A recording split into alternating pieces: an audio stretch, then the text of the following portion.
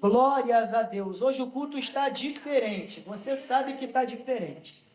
Queridos, essa palavra que o Senhor me revelara, eu estava confuso naquilo que iria falar, porque vida de pregador não é fácil. Você não pode pregar com seus sentimentos. Você não pode pregar com suas emoções. Deus faz uso deles, mas eles não podem ser prioridade. Você tem que pregar com a razão. É aquilo que o Espírito Santo ministra ao teu intelecto e você amadurece no Espírito que transmite. Deus falou esse texto no meu coração, eu relutei, eu falei, Senhor, não é esse texto, mas o Senhor me mostrou que é esse texto que Ele quer falar conosco. Em primeiro lugar, eu quero falar nessa noite, foi assim que o Senhor me revelou, foi assim que o Senhor me deu inteligência, eu quero falar sobre a extraordinária trajetória de Israel. Irmãos, a trajetória de Israel, que é um símbolo, um tipo da igreja, né? É um tipo, Israel é um tipo da igreja. É um símbolo da igreja. A trajetória de Israel foi extraordinária. Deus fez extraordinariamente a sua obra, guiando o seu povo. Foi Deus que guiou, e tudo que Deus faz, aonde tem a mão, aonde tem os pés do Senhor, é extraordinário. Então eu quero falar sobre a extraordinária trajetória de Israel. Em primeiro lugar, preste atenção na palavra, são poucos aqui e vou ser breve. O livro de Josué, observe, isso aqui é para nosso entendimento. O livro de Josué inaugura um tempo para Israel. Olha só que coisa linda. O livro de Josué inaugura. O que é inaugurar? Novo. É uma novidade. Não existia, você inaugura, passa a existir. A porta estava fechada, não tinha ninguém, você abre a porta e inaugura aquele lugar. O livro de Josué inaugura um novo tempo de Israel, pondo um fim no tempo passado. Coisa linda de Deus.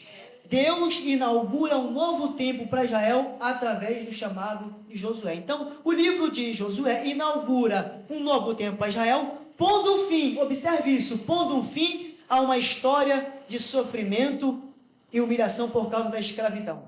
Então, o livro de Josué vai colocar fim numa história de escravidão, sofrimento, humilhação, esquecimento, e vai inaugurar um novo tempo para aquela nação. Tempo de quê, pregador? De vitória, de conquista, de novidade, de bênção, de presença, de desafios. Então o livro de Josué inaugura um novo tempo. Deus quer inaugurar na minha vida e na sua um novo tempo. Oh, glória a Deus. Que era marcado pela escravidão, pelo sofrimento. Israel, o livro de Josué é a transição de quê? Um povo que era escravo, agora, através de Josué, é um povo liberto, livre. O povo que tinha uma vergonha, um semblante distraído, agora pode levantar a cabeça e andar de cabeça erguida. E marca uma novidade de vida para Israel, porque até o Êxodo, Israel era um povo subjugado por uma nação. Após o Êxodo, Israel já não é mais um povo subjugado por uma nação. Israel é uma nação que é independente no poder, na palavra e na autoridade do seu Deus. Quem traz independência para a minha vida e para a sua é Deus. Quem constitui eu e você como alguém é Deus. Quem levanta a gente, coloca a gente em evidência, faz a gente ser respeitado, faz a gente ser honrado, é Deus. Foi Deus que tirou o opróbrio de Israel, fazendo de Israel uma grande nação. Agora o detalhe, não era grande em número, não era grande em expressão, era grande em propósito. Você é grande em propósito, porque na tua estatura tu és pequeno. Então inaugura a transição de um povo para uma nação. Agora, inaugura também uma realidade de novidade política. Por quê? Israel não tinha terra. Israel não tinha onde morar. Israel era nômade, peregrino. Nós somos peregrinos. Mas o Senhor fala assim, peraí, vocês estão peregrinos nessa terra do Egito, que não é a terra de vocês estão nômade, mas eu tenho uma terra para dar para vocês. E detalhe, irmão, detalhe, Deus jamais o Senhor vai dar algo para mim e para você que é do outro. Jamais. O Senhor só dá aquilo que é nosso, por herança. Deus falou para Abraão, no capítulo 17, no verso 8, a terra que tu pisa, a terra que tu peregrina, a terra que tu anda, a terra que tu chora, a terra que tu sofre, a terra que tu é humilhado, essa mesma terra, no futuro, será da tua descendência. E Deus disse isso quando Abraão não tinha filho, porque Deus está olhando o futuro e revelando no nosso presente. Então, a terra de Canaã era de Israel, legítima de Israel. Irmão, a vitória é nossa, pelo sangue de Jesus. O que traz legitimidade à nossa vitória é o sangue. É nosso. Então, o livro de Josué marca essa transição. Escravo, liberto. Nômade, agora tem uma terra. Por que é importante dizer? Porque, em primeiro lugar da minha mensagem, eu gastei 5 minutos nessa introdução, eu quero falar sobre 3 coisas. O povo, observe, Deus sempre faz diferença, não tem jeito. Deus não trata ninguém igual, Deus não chama ninguém igual, Deus não fala com ninguém igual. Deus sempre faz diferença. Deus sempre fez diferença. Isso aqui machuca, mas é a verdade do Evangelho. E se eu estiver equivocado, tem 3 ministros aqui atrás de mim para me corrigir, que tem muito mais sabedoria que eu, muito mais estrada. Deus sempre fez distinção, isso eu estou vivendo e estou aprendendo, entre o povo e o líder. Sempre. Sempre Deus fez distinção entre a massa e aquele que se reserva. Deus sempre fez distinção entre aqueles que vão com todo mundo e aqueles que se resguardam para ouvir a voz de Deus. Deus sempre fez distinção da multidão para o individual. Jesus falava para a multidão, mas se revelava para o individual. Jesus falava para a multidão, mas revelava seus segredos para o individual. Diz a palavra: falarei a este povo por parábola, mas vós eu conto os segredos que tenho ouvido de meu Pai. Por isso vos chamo de amigo e não de servo. Então eu quero falar nessa noite sobre o povo, o líder do povo e o Deus do povo. Primeiro, o povo. Quem são o povo? Quem é você? Essa palavra é para mim e para você, não é para Israel não, é para a gente. O povo. Primeiro, o povo. Quem era o povo de Israel? Era os descendentes de Abraão. Isso aqui é tão importante, tão importante, tão importante, que quando Deus ia falar com o povo, ele falava o quê? Eu sou quem? Deus de Abraão, Deus de Isaac, Deus de Jacó. Vocês, israelitas, têm uma história que começou com Abraão, continuou com Isaac e terminou em Jacó, até vocês nascerem. Então, o Deus de Abraão, o Deus de Isaac e o Deus de Jacó. Então, o povo de Israel, aquele povo que estava saindo de uma forma linda do Egito, não era qualquer povo. Você não é qualquer povo. Você tem uma descendência. Você tem uma descendência. De quem eu sou descendente? Do meu pai? Não. Você é descendente de Cristo, porque você foi batizado no corpo de Cristo. Você faz parte do corpo de Cristo. Nós descendemos de Cristo. Essa carne volta para o pó, mas a nossa descendência nos leva para a eternidade. Então o povo é nada mais e nada menos que a semente de Abraão, pelo qual o Senhor havia jurado que faria suas promessas tornarem-se realidade. Agora, interessante também ressaltar que o povo era fruto, observe isso, o povo era fruto e semente de uma promessa. Isso aqui, para mim, é maravilhoso, porque o povo só era povo, o povo só tinha garantia de vitória, o povo só podia descansar na luta, porque tinha uma promessa que regia a nação. Irmão, a gente só pode se alegrar na tristeza por causa da promessa. A gente só pode se alegrar na doença por causa da promessa. A gente só pode se alegrar na luta por causa da promessa.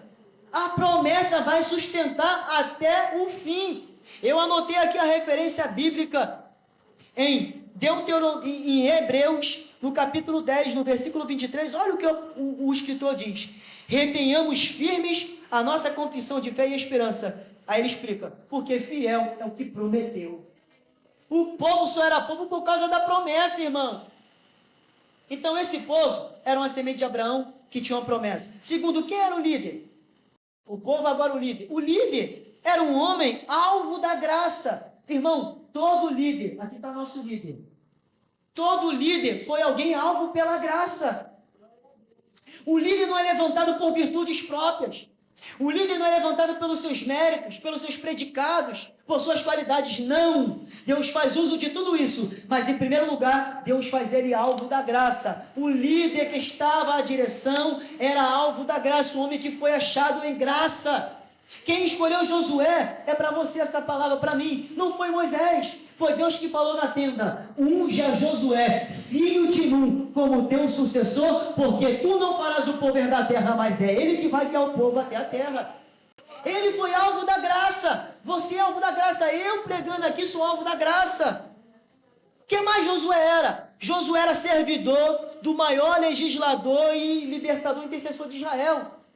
Ou seja, além de ter sido alvo da graça, ele foi capacitado com a pessoa certa, aprendeu aos pés do mestre certo, foi capacitado pela pessoa certa, recebeu instruções fresquinhas do céu. E diz a palavra com tanta ênfase, se não me falha a memória, Deuteronômio 32, se não me falha a memória, que Josué não se apartava da tenda. Moisés entrava na tenda e saía, Josué, pelo contrário, ficava na tenda, não se apartava da tenda. Alvo da graça, eu sou alvo, você é alvo da graça. Que mais sobre o libertador? Foi capacitado de forma extraordinária por Deus e escolhido por soberania. Alguém vai olhar e falar assim, poxa, Fernando? Poxa, o Marquinho? Poxa, o Léo? O Naldo? Irmão, eles não vão entender. Mas nós vamos alvo da graça, capacitado por Deus, por soberania. Alguém vai olhar para mim e falar assim, o Álvaro, não tem como entender, foi Deus que me escolheu, foi Deus que te escolheu, foi Deus que escolheu para mim com graça, me tirou do lamaçal do pecado com o Salmo 40, foi Deus que me deu virtude, foi Deus que me deu qualidade, é Deus que sopra no meu ouvido a sua palavra. Então ele era escolhido pela graça, capacitado por Deus, aprendeu de quem tinha que aprender, e foi escolhido por soberania. Agora, o terceiro, o mais lindo de tudo, eu estou fazendo um raciocínio aqui do menor para o maior. O povo, o líder que está acima do povo. Agora, quem está acima do líder? É o líder que manda? Não, é o Deus. Agora, a gente observou aqui nessa palavra o currículo do povo, observamos o currículo do líder, agora vamos para o currículo do Deus, o Deus do povo. Quem é o Deus do povo e do líder? O Deus do povo é o Deus, guarde isso, o Deus que se autodenomina e se autorrevela como único, verdadeiro, fiel, justo, todo-poderoso, eterno, altíssimo, criador dos céus e da terra, o Deus da aliança, libertador, resgatador e redentor de Israel. Esse é o Deus do líder, esse é o Deus do povo, esse é o Deus da igreja, esse é o Deus meu, é o teu Deus, o Deus todo-poderoso. Deus, eu gosto muito do Hernani Jalop quando ele fala isso, eu amo quando ele fala isso. Deus não é fruto de pesquisa, não é o homem pesquisar quem é Deus que descobre. Deus é fruto da sua própria autorrevelação, é Ele que se revela para você, é Ele que se revela para mim, é Ele que se faz conhecido.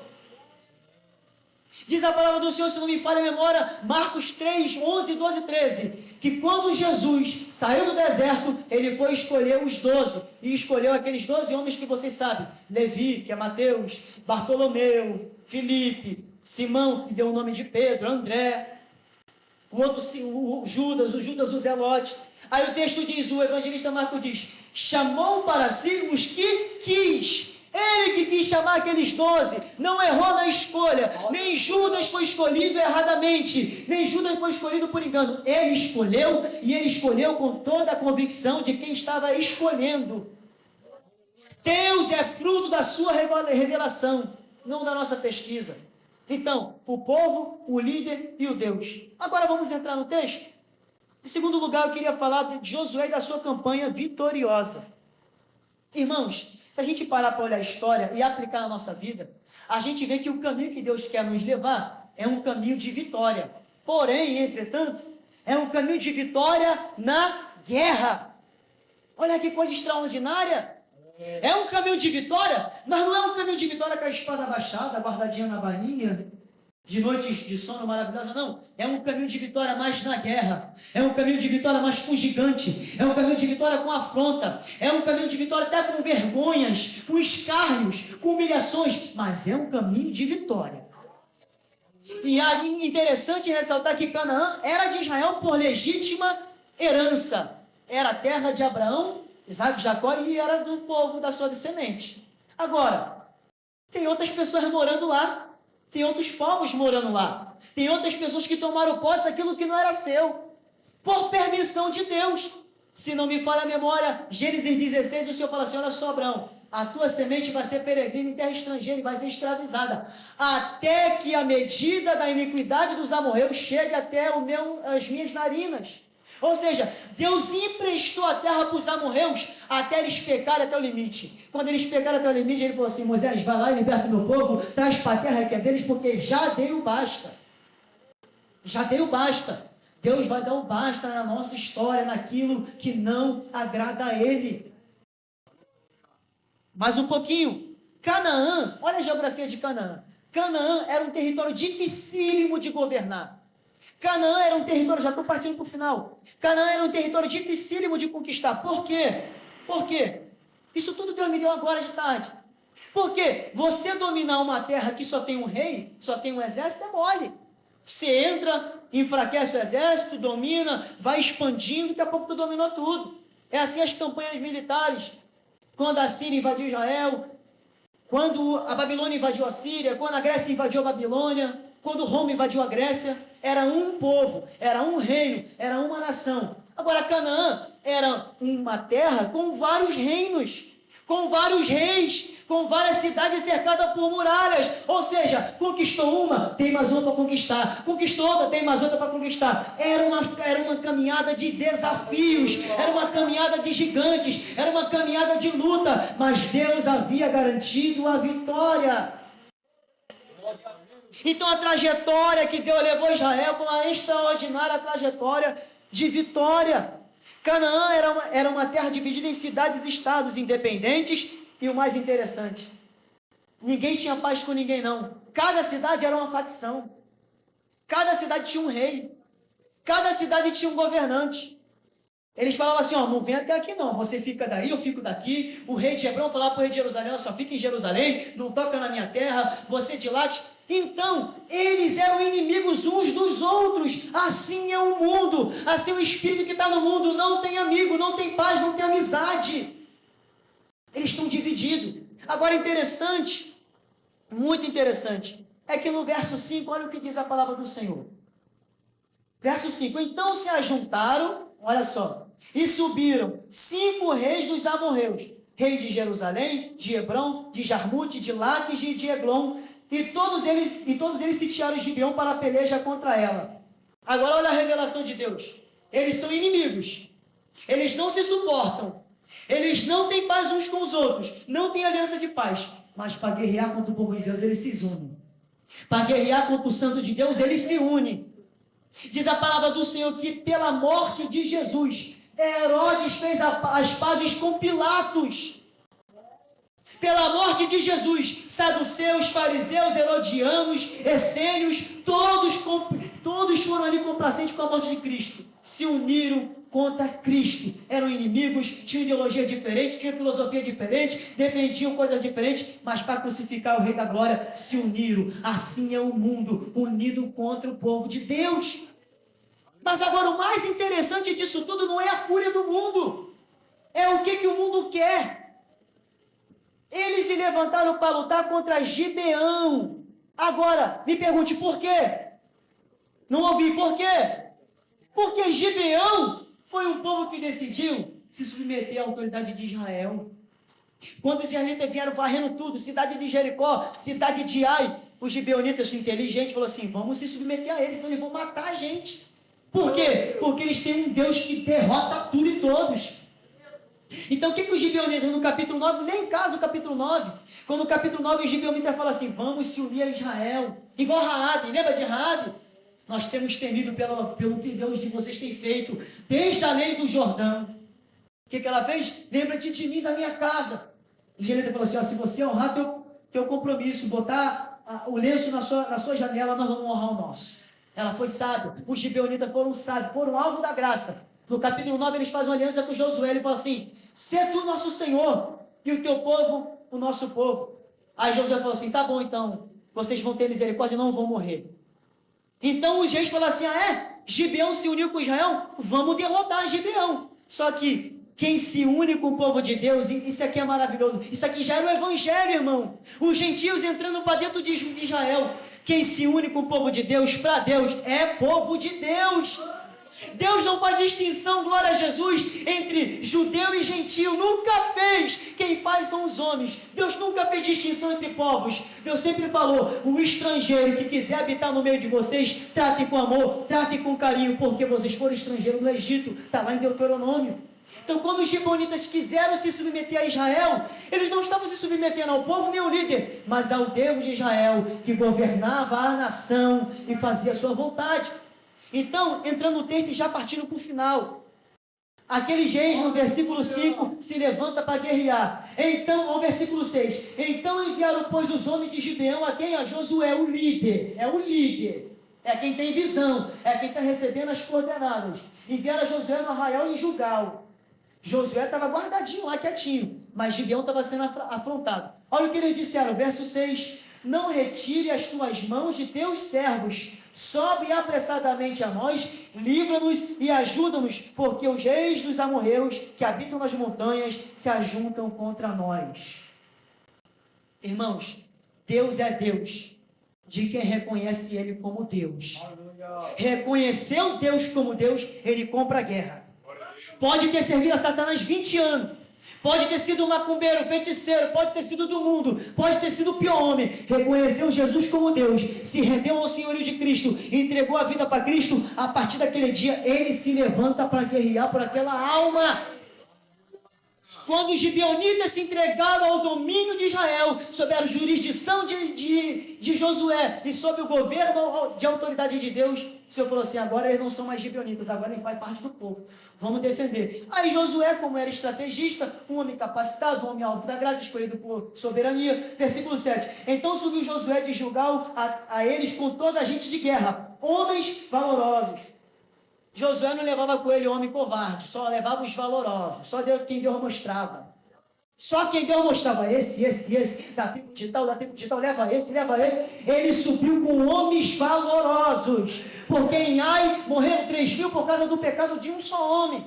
Diz mais o texto, verso 8, guarda para a tua vida. E o Senhor disse a Josué, não os temas, porque eu tenho dado na tua mão, nenhum deles poderá te resistir. Já subiu com a vitória garantida, já subiu com a bandeira estiando, já subiu arvorando a bandeira, já subiu com estratégia. Aí diz a palavra, e Josué chegou depressa. Depois olha a geografia, Gibeão estava um pouco distante de Gilgal. Mas por que Josué chegou tão rápido em Gibeão? Porque ele subiu de madrugada.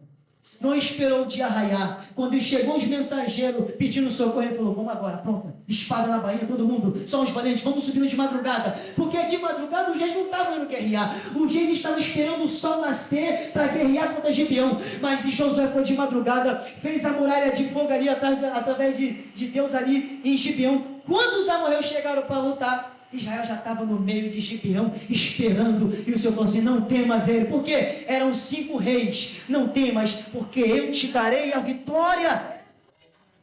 Glória a Jesus. Agora, partindo do final, tudo isso aconteceu, tem um porquê. Não é porque, volto a dizer aqui, não é porque Josué era bom, não é porque Josué tinha qualidade, não. E aqui foi a revelação que mais me impactou. Tudo isso aconteceu em Gibeão, em Israel, na vida de Josué, envergonhou os inimigos, porque o líder da nação, guarde isso para você, o líder da nação estava alinhado, conectado e totalmente em comunhão com o Deus da nação. Deus só fez milagre aquele dia porque Josué estava com o pensamento lá na glória. Josué estava com a mente em Deus, coração em Deus. Josué e Deus eram um só naquela guerra. Josué estava tão unido com Deus, Josué estava tão ligado com Deus, Josué estava tão ligado em comunhão com Deus, que Deus fez maravilhas pela sua mão. Tudo isso aconteceu por causa da comunhão e da intimidade de Josué com o Deus de Israel. O que gera vitória é essa intimidade, é essa comunhão. Partindo para o final, olha o que diz o verso 10. Então o Senhor conturbou diante de Israel e os feriu com grande matança. Irmãos, não foi os israelitas que ganharam dos 5 reis, não. Foi o próprio Deus que foi matando. Verso 11. Sucedeu que, fugindo ele de Israel, na descida de Bet-Horon, o Senhor lançou contra eles do céu grandes pedras e os matou. Fugiram da espada dos filhos de Israel, mas não conseguiram escapar das pedras que vêm do céu em juízo. Fugiram da frente do povo, mas não fugiram do Deus que estava na frente do povo. Esse é o nosso adversário. Ele foge de qualquer um, menos de Deus. Verso 12, e aqui eu encerro. Então Josué falou ao Senhor. Irmãos, eu gosto de meditar na Bíblia, lendo a Bíblia, entendendo o que o texto está dizendo. Verso 12. Então Josué falou ao Não falou contra o inimigo, não falou com Israel, não falou para o vento, ele falou ao Senhor. A palavra dele era com Deus, era ele Deus, ele não estava nem preocupado com ninguém, era ele Deus. Então Josué falou ao Senhor no dia em que o Senhor deu os amorreus nas suas mãos. E diante, olha só, e diante da presença dos israelitas, agora ele falou ao Senhor, e depois ele falou na presença dos israelitas. Olha o que ele falou. Ele falou ao Senhor em primeiro lugar. Depois ele falou na presença de Israel. O que ele disse, pregador? Olha o que ele disse. Então disse na presença dos israelitas: Sol, detente em Gibeão. Lua, para no vale de Ajalão. Verso 13. Então o sol e a lua pararam, até que o povo se vingou dos seus inimigos. Aí o verso encerra. O sol, pois, se deteve no meio do céu e não se apressou em pôr quase um dia inteiro. Verso 14. E não houve dia como este, nem antes e nem depois, que o Senhor assim ouviu a voz de um homem. Irmão, o Senhor ouviu a voz de Josué. Ele virou para Deus, falou com Deus e virou para o povo e falou assim: Sol, pare em Gibeão. Lua, pare em Ajalon. Por quê? Mesma estratégia de Moisés, mesma estratégia de Davi, mesma estratégia de Josafá. Ele sabia que se o sol se pôr, se a noite chegasse, Israel iria ser massacrado. Então o que ele falou? Lua, para aí. Sol, para aí. Até que Israel se vingue dos seus inimigos. E diz a Bíblia, o sol demorou quase um dia para se pôr. Ou seja, foram 2 dias em um só. O sol ficou um dia, quando ia se pôr, ele mandou o sol parar. Agora, nota de rodapé. Não foi o sol nem a lua que parou. Nós sabemos que não foi o sol e a lua que parou, porque não é o sol e a lua que giram em torno da terra, é a terra que gira em torno do sol. Então, o que é que parou? Foi a terra que parou de girar. Ponto. A terra parou de girar. Os cientistas ficam doidos com esse versículo aqui. Mas aí eu estava estudando em uma outra mensagem que eu preguei sobre esse texto em 2023, que os cientistas já comprovaram que em determinado ano a Terra rodou mais lenta. Mas você bota no YouTube, tem esse vídeo no YouTube, os cientistas explicando isso. Então, o que eu quero dizer para você é o seguinte: o povo tem uma história, o líder tem um currículo, mas o mais importante não é o povo, nem é o líder. É o Deus que é Deus do povo, é o Deus que é Deus do líder. A nossa caminhada é uma caminhada de vitória, porém com muitos inimigos, muitos pedregulhos, muitas barreiras, muitos gigantes, mas o nosso Deus garante a vitória, se estivermos em comunhão com Ele, ligados com Ele, ouvindo a sua voz, ouvindo a sua palavra. Então, nessa noite, eu quero agradecer a oportunidade de poder transmitir essa mensagem e dizer que o nosso Deus capacitou Moisés para levar até o Jordão. O nosso Deus capacitou Josué para atravessar o Jordão e dar Canaã por herança. O nosso Deus capacitou Samuel para levar o povo até Saul. O nosso Deus capacitou Saul para governar, mas ele não valorizou. Então Deus tomou e deu a Davi e capacitou Davi para ser o maior rei de Israel. E capacitou todos até a vinda do Messias, e capacitou o Messias para ir para a cruz, e capacitou a igreja no Pentecostes com o Espírito Santo, e capacita a gente até hoje para vencer as barreiras. Então receba essa palavra, que Deus te abençoe, creia no teu milagre, creia na tua vitória. Deus faz o extraordinário na nossa trajetória.